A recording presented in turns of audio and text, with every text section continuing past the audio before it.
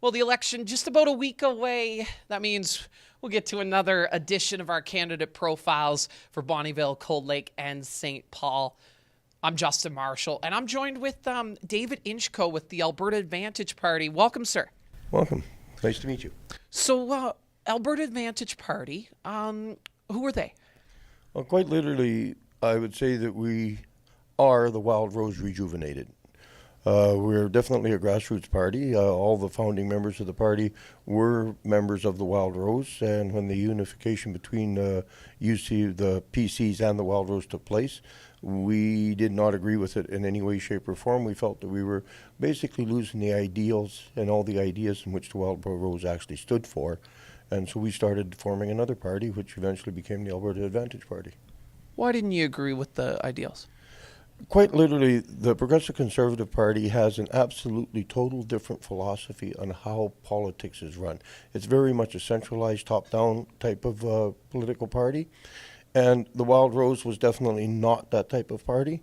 And so you've got two total, complete, separate concepts as to how a political party should be run.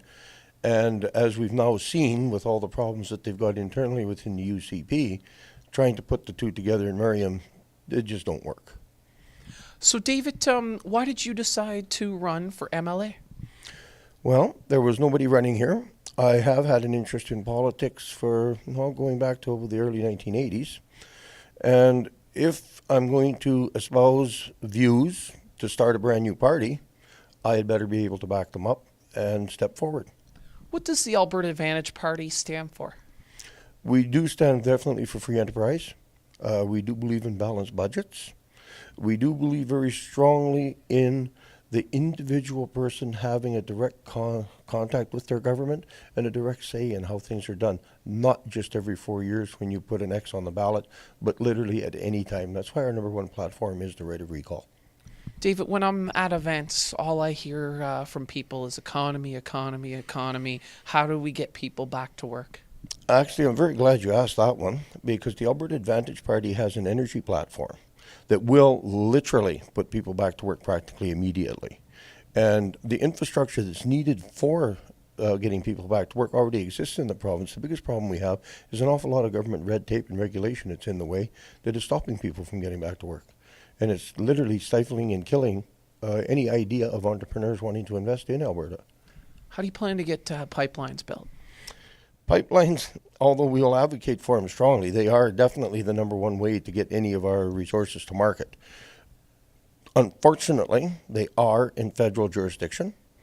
And also, unfortunately, we have a province to the west of us, as well as one far to the east, that has decided they don't wish to cooperate in any way, shape, or form. The only thing we can do is bring about every piece of political as well as economic strategies that we can put in place to help facilitate getting these pipelines built. They are absolutely necessary.